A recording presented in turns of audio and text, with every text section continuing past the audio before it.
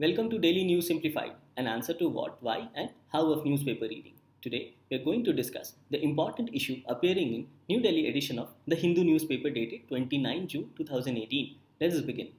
So today, before starting the discussion of today's newspaper, we'll be analyzing a question asked in 2018 prelims examination on the topic of GM mustard, that is genetically modified mustard. The question asked was, with reference to genetically modified mustard developed in India, consider the following statements. GM mustard has the genes of a soil bacterium that give the plant the property of pest resistance to a wide variety of pests. Second statement read, GM mustard has the genes that allow the plant cross-pollination and hybridization. Third, GM mustard has been developed jointly by IARI and Punjab Agricultural University. And the question asked was, which of the statements given above are correct? As you can see, we had already covered this news under Daily News Simplified on 6th April 2018 and where we have discussed pollination control mechanism regarding GM mustard, where it said to disallow self-pollination and to encourage cross-pollination including hybrid seed production. So these were the 2 points asked by UPSC. Further, we had also discussed regarding Center for Genetic Manipulation for Crop Plants which was being developed at South Campus of Delhi Universities. This was again as one of the options. Now this topic of genetically modified mustard was also covered in the June 2017 edition of Focus magazine. And this topic was further covered in September 2017 edition of Focus magazine, where it specifically said that researchers at Delhi University have created hybridized mustard DMH11 using Barney's bastard technology. So UPSC has asked this question in 2018, which was very much in news. With this, let's move on to the discussion for today's newspaper. The next news appears on page number 5. The news reads, Sabrimala chosen as Swachh iconic place. Now, this particular news regarding Swachh iconic place becomes extremely important from UPSC point of view. So first, let's find out which part of the syllabus this particular news belongs to. In your prelims, it can form part of social development or even social sector initiatives. And since this news also pertains to cleanliness, hence it can also form part of environment and ecology. As far as your mains examination is concerned, this paper gets covered under GS paper 1, specifically under Indian heritage and culture, and also under GS paper 3, specifically under environment, with the perspective of conservation as well as environmental pollution. So in this particular news, it's important to understand about Swachh iconic place, which we have referred in this news as SIP. Now the government of India has added 10 Swachh iconic places, as you can see in this list, under its phase 3 of the flagship project Swachh iconic places of the Swachh Bharat mission. So this Swachh iconic place belongs to the Swachh Bharat mission, which I am sure all of you must be knowing. Now this third phase of SIP, that is Swachh iconic place, has been launched at the Mana village, which is situated close to Badrinath temple in the state of Uttarakhand. The goal of this SIP, that is Swachh iconic place mission, is to improve cleanliness at places having cultural, religious or even historical significance. And you can see the 10 places which have been included under phase 3 of SIP are Raghavendra Swami temple at Kurnool in Andhra Pradesh, Hazardwari place in Murshidabad in West Bengal, Brahma Sarovar temple in Kurukshetra in Haryana, Vidur Kuti in Bijnor in UP, Mana village, Chamoli, Uttarakhand, which we just mentioned, the famous Pangong lake in Leh Ladakh region of Jammu and Kashmir, the Nagwa Sukhi temple in Allahabad, UP, Ima Kethal market in Imphal, Manipur, Sabrimala temple in Kerala, where the news reads, and Kanvashram in Uttarakhand. So these 10 places have been included in the phase 3 of SIP. In this respect, let us also see through what are the steps undertaken for improved cleanliness at such religious or cultural places. It includes improved sewage infrastructure, drainage facilities, installation of sewage treatment plants, improved sanitation facilities, water vending machines, solid and liquid waste management setup, structure restoration, roads maintenance around the area, lighting arrangements of the entire region, beautification of parks, and better transport facilities in approach and access areas apart from the main sites.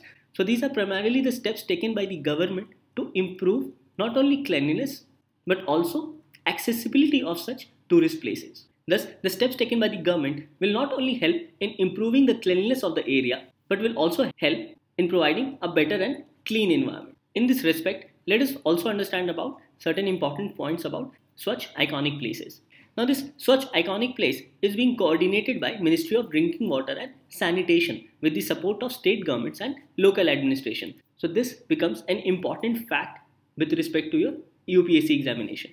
Next, the initiative of SIP is done in collaboration with three other central ministries, which are Ministry of Housing and Urban Affairs, Ministry of Culture and Ministry of Tourism.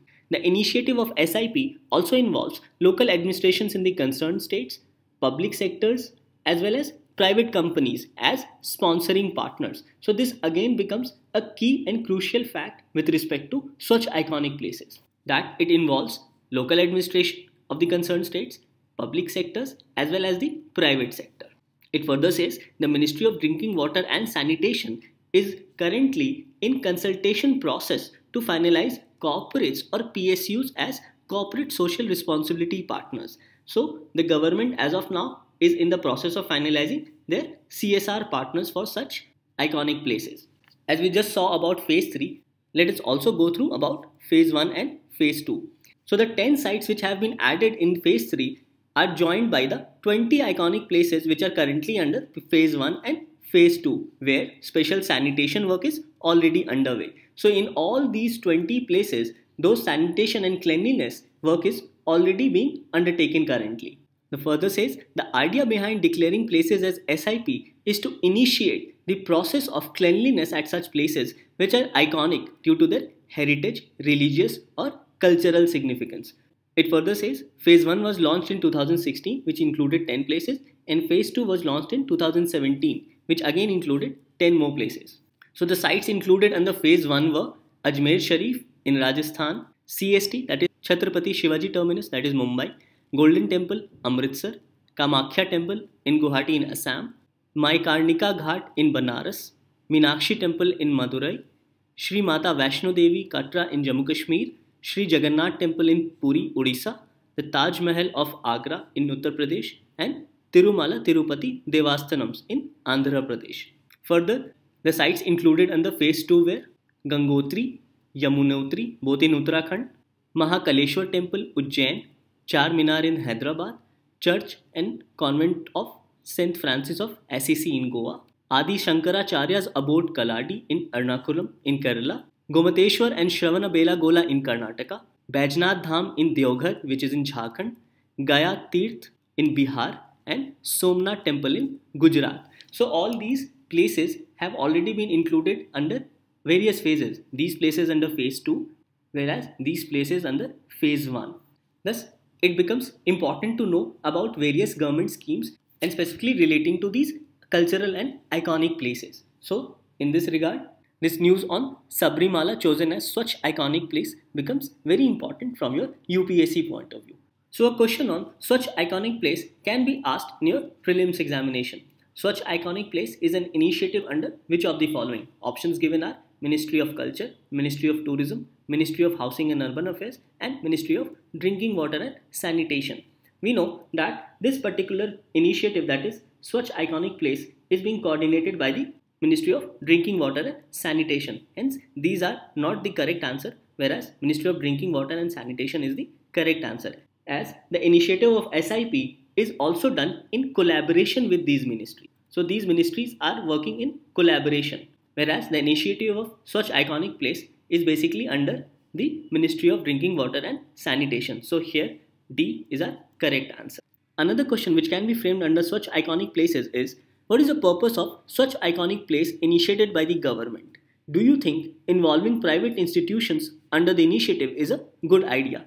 The purpose is to provide cleanliness at such religious, cultural and historical places. You can include these points as to what are the various steps undertaken by the government for such improved cleanliness of such area. Next part of the question read was, do you think involving private institutions under the initiative is a good idea? Yes, you can say that yes, it is a good idea, as they can be involved under the CSR activity, that is Corporate Social Responsibility activity, which has been provided under the Companies Act of 2013, where by undertaking CSR activities, these institutions show their responsibility as well as commitment towards the growth and development of the nation.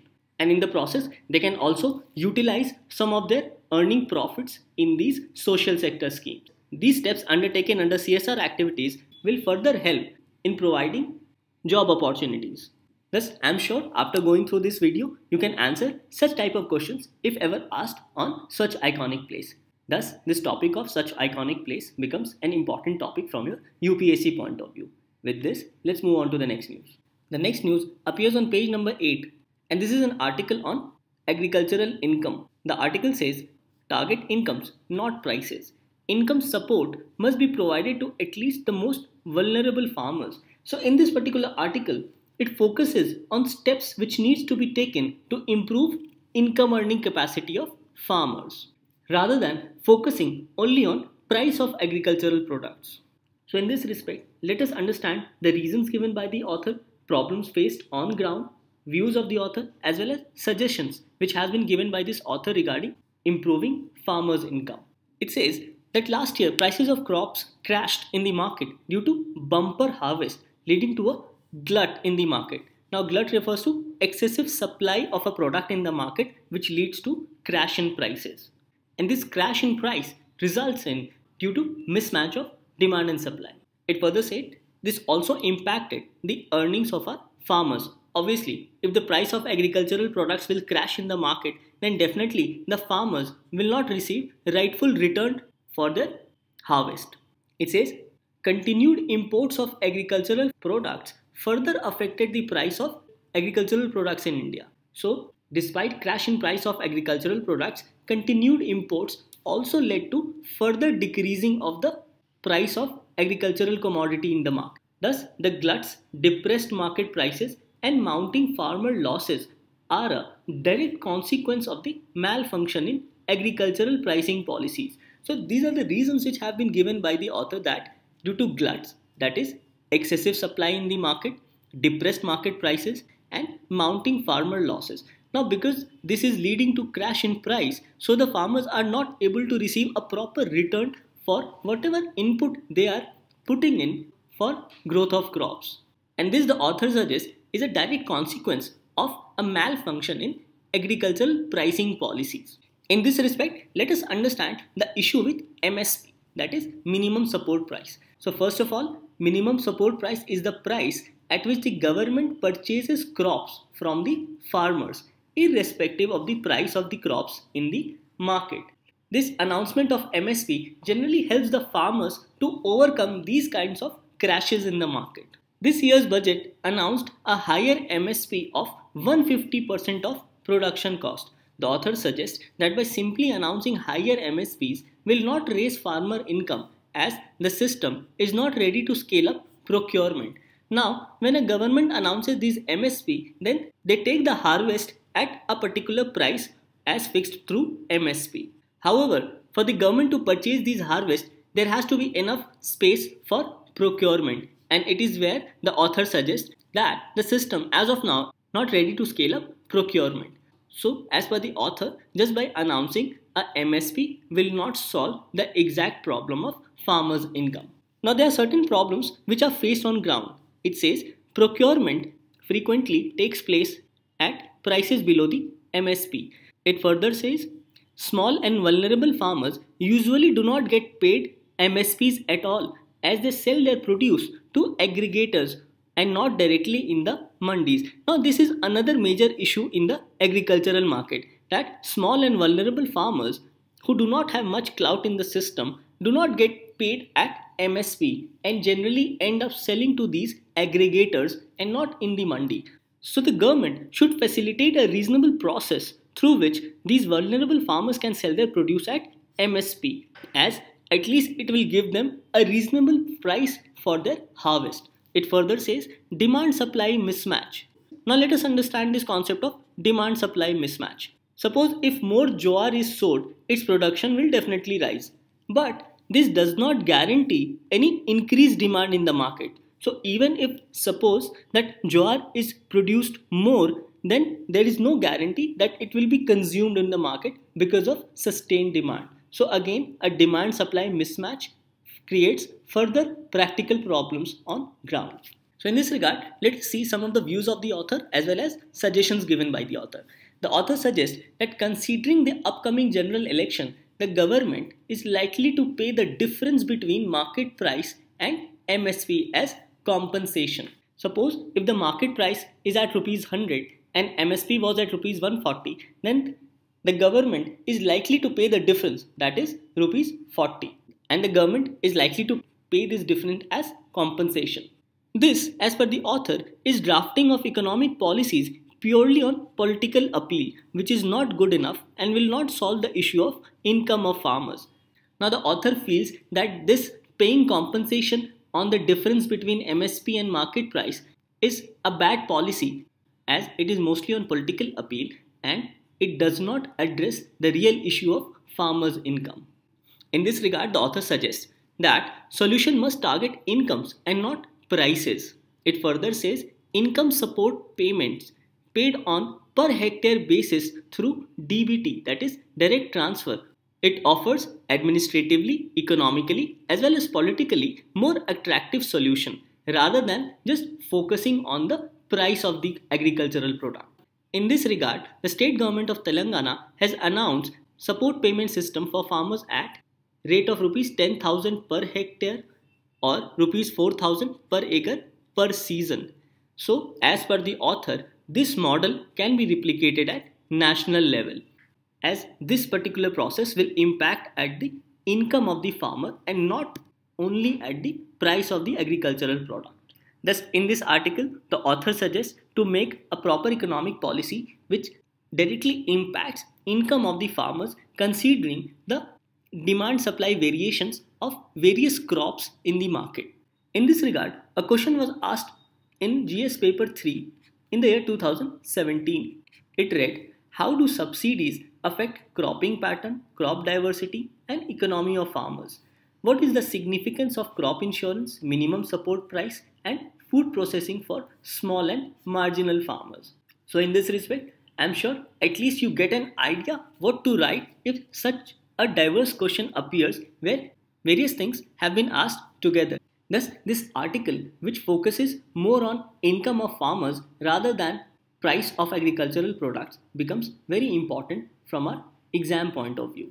In your syllabus, this paper gets covered under GS paper 3, specifically under major cropping pattern in various parts of the country, and also issues related to direct and indirect farm subsidies and minimum support price. MSP has been directly included as a part of your main syllabus under GS paper 3. Thus, this article on target incomes not prices become very important from your exam point of view.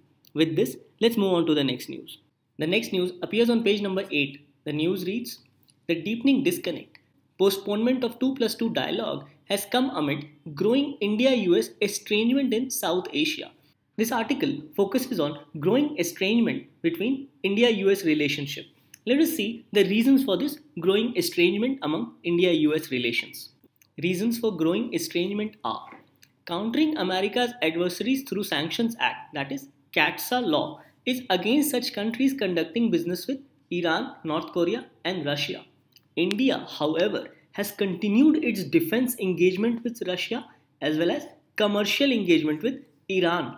India's engagement with Russia and Iran has become a growing concern with respect to the United States of America because of its CATSA law. It further says, irrespective of signing of foundational defense agreements between India and US in the past, defense procurement and technology transfers between these two countries has yet not moved forward.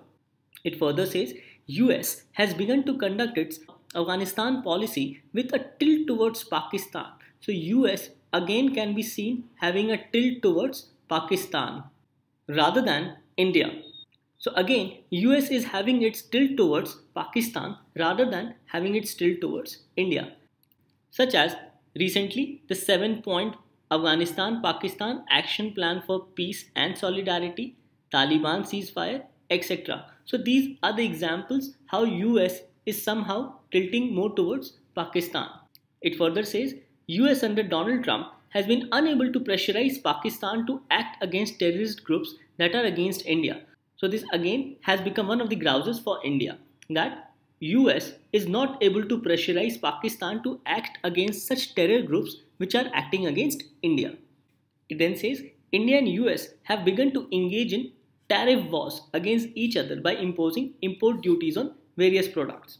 So all these points refer to a growing estrangement between India and United States, which can be summarized as India's continued engagement with Russia and Iran despite US CATSA law, the fact that defense technology transfers have not yet moved ahead despite foundational defense agreements between India and US tilt toward Pakistan in recent times, and the fact that US is not able to pressurize such terrorist groups which are acting against India, and also the case of tariff wars.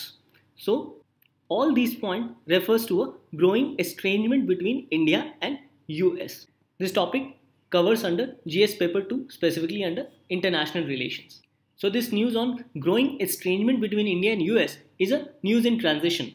Let's wait for further development in this respect. With this, let's move on to the next news. The next news appears on page number 18. The news reads, "Is Biodiversity Treaty a hurdle to conservation research?" 172 scientists from 35 countries have expressed support to a critique of the CBD, that is, Convention on Biodiversity. So this Convention on Biodiversity has itself become a hurdle in biodiversity research. And this particular information has been published in journal Science, where an international team of scientists have claimed that this CBD, that is Convention on Biodiversity, has become a hindrance in their biodiversity research. And in this, India is also a signatory to the Convention on Biodiversity. Now, a group of international scientists have claimed that the CBD, that is Convention on Biodiversity, has itself become a hurdle, and this has generated unintended consequences for their research due to national level legislation instituted by countries under Convention on Biological Diversity. Now, because of these legislations, these scientists are unable to take materials for their research work. So in this respect, obtaining field permissions for access to specimens for non-commercial research has become increasingly difficult. It further says it has become very difficult to get permission to collect specimens and bring them back to one's country for research studies. Thus, as per the news, legislations made under CBD, that is Convention on Biological Diversity, has itself become a hindrance for these scientists. So these scientists have also suggested certain solutions in this regard. They have said that the International Treaty on Plant Genetic Resources for Food and Agriculture, which is also known as the Seed Treaty, which ensures worldwide public accessibility of genetic resources of essential food and fodder, could be used as a model for exchange of biological materials for these non-commercial research. Thus, these scientists have suggested utilization of the Seed Treaty, which can help them in furthering their research work. It further says another solution may be to add an explicit treaty or annex in the CBD, that is Convention on Biological Diversity, to promote and facilitate biodiversity research, conservation, and international collaboration. So, another aspect added by the scientists are to add an annex to this CBD to promote and facilitate biodiversity research, conservation, and international collaboration. In this respect, let us also understand some of the basic facts about Seed Treaty. It says this particular treaty, that is International Treaty on Plant Genetic Resources for Food and Agriculture, was adopted by the 31st session of Conference of Food and Agriculture Organization, that is FAO, of the United Nations on 3rd November 2001. So the Seed Treaty was adopted in 2001. The treaty aims at recognizing the enormous contribution of farmers to the diversity of crops that feed the world. It further says to establish a global system to provide farmers, plant breeders, and scientists with access to plant genetic materials. This is what the scientists are claiming.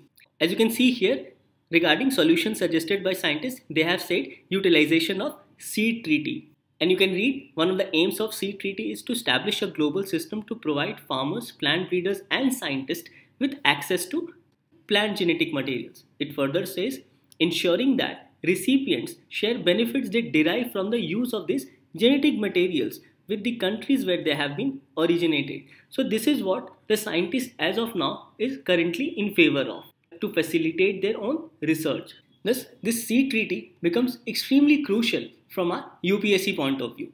And you must remember these three aims of Seed Treaty. Since in this news, we have already seen that this Convention on Biological Diversity has been causing unintended consequences for research work. So let us understand certain key facts about this Convention on Biological Diversity as well. It says, the CBD entered into force on 29 December 1993. It has three main objectives. They are the conservation of biological diversity, the sustainable use of components of biological diversity, and the fair and equitable sharing of the benefits arising out of utilization of genetic resources. So these three are the important objectives of CBD, that is Convention on Biological Diversity. It says India ratified this treaty in February 1994. Another important aspect with respect to CBD is Cartagena Protocol as well as Nagoya Protocol. Let's go through these two protocols. Cartagena Protocol. The Conference of Parties to the Convention on Biological Diversity adopted a supplementary agreement to the convention known as Cartagena Protocol on Biosafety. So this Cartagena Protocol is on biosafety.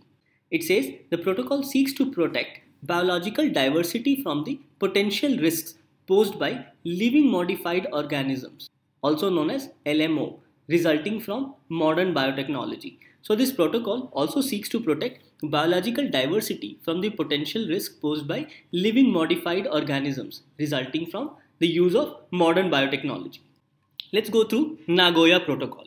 The Nagoya Protocol on access to genetic resources and fair and equitable sharing of benefits arising from the utilization to the CBD is an international agreement which aims at sharing the benefits arising from utilization of genetic resources in a fair and equitable way. So both these protocols, that is Cartagena Protocol and Nagoya Protocol, is with respect to biological diversity. In this respect, let us go through a question asked in the year 2016 by UPSC. The question read, consider the following pairs. Annex 1 countries, Cartagena, certified emissions reductions, Nagoya Protocol, clean development mechanism, Kyoto Protocol. Which of the pairs given above are correctly matched? So we know that Annex 1 countries is not with respect to Cartagena Protocol. Similarly, certified emissions reductions is not with respect to Nagoya Protocol. Only 3 remains the correct option here, that is clean development mechanism, which was under Kyoto Protocol. So in this, C is the correct answer. Thus, going through this particular news, it becomes very important that different kinds of questions can be asked by UPSC, not directly what has been appeared in the newspaper, but utilizing the contents of the news which had appeared in recent times. Since in this we saw about Cartagena and Nagoya Protocol, hence we saw through that particular question asked by UPSC. Hence this news where CBD becoming a hurdle to scientific research becomes extremely important from our UPSC point of view. With this, let's move on to the next news. The next news appears on page number 18. The news reads, James Webb Telescope launch delayed to 2021. In this particular news, it's important to know about James Webb Telescope. Now in this news, James Webb Telescope was scheduled to be launched in 2018. However, due to certain human and technical errors, the launch of this telescope has been delayed. And after accepting recommendations of an independent review board, NASA has announced that the launch has been rescheduled for early 2021. Now in this respect, it becomes important to know about James Webb Telescope. One of the most important thing about this James Webb Telescope is its honeycomb structure of gold-plated mirrors, as you can see in this particular picture. And this mirror will help the scientists to observe the history of our universe. So in this backdrop, let us understand few points about this James Webb Telescope. As you can see, the James Webb Telescope is a large space-based observatory optimized for infrared wavelengths. So this becomes a critical information with respect to James Webb Telescope. So this telescope is optimized for infrared wavelength, as you can see in this particular picture as well, which will complement and extend the discoveries of the Hubble Space Telescope. So it will further complement and extend the discoveries which have already been made by the Hubble Space Telescope. It further says it will cover longer wavelengths of light than Hubble and will have greatly improved sensitivity. So this again becomes another important aspect with respect to James Webb Telescope. It further says the longer wavelengths will enable this telescope to look further back in time to see the first galaxies that formed in the early universe and also to peer inside dust clouds where stars and planetary systems are forming today. So the important aspects of James Webb Telescope are that it will be able to cover longer wavelengths of light, which will help in seeing back in time to see the first galaxies that were formed in those times, and will also help in seeing through those dust clouds where stars and planetary systems are forming today. It further says, by viewing the universe at infrared wavelengths, this telescope will show things that were never seen before by any other telescope. It is only at infrared wavelengths that we can see the first stars and galaxies forming after the Big Bang. So now we understand that it is only at infrared wavelengths that we can see the formation of stars during the period of Big Bang. And it is with infrared light that stars and planetary systems forming inside clouds of dust can be seen that are opaque to visible light. So this use of infrared wavelength will further help in solving the mysteries of the universe. It further says the primary goal of this telescope is to study galaxy, star and planet formation in the universe. To see the very first stars and galaxies that formed in early universe, we have to look deep into space, to look back in time, because it takes light time to travel from there to here. Thus, the farther out we look, the further we look back in time. So, in this particular news, we understand certain key facts about James Webb Telescope. First of all, that it was scheduled to be launched in 2018, but due to certain errors, this launch has been delayed. And in this respect, NASA has rescheduled its launch in early 2021. And important aspects of this James Webb Telescope is honeycomb structure of its gold-plated mirrors, which will help in capturing those infrared wavelengths. And this telescope will cover longer wavelengths of light, and which will help in seeing back in time and also seeing through the dust clouds. As far as your syllabus is concerned, for prelims, it gets covered under general science. In your mains, it gets covered under GS paper 3, specifically under awareness in the field of space. Thus, this news on James Webb Telescope becomes extremely important from our exam point of view. So after going through this topic on James Webb Telescope, let us go through a question which can be asked. Consider the following statements about James Webb Telescope.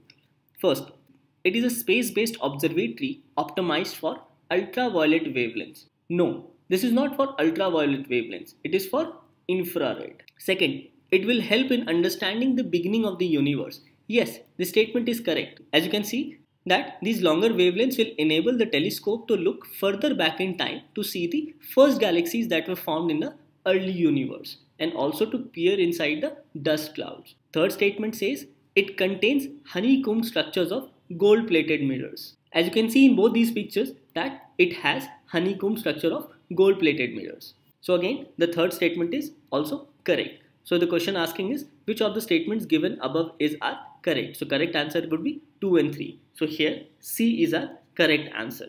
So we see this topic of James Webb Telescope becomes extremely important for us to understand.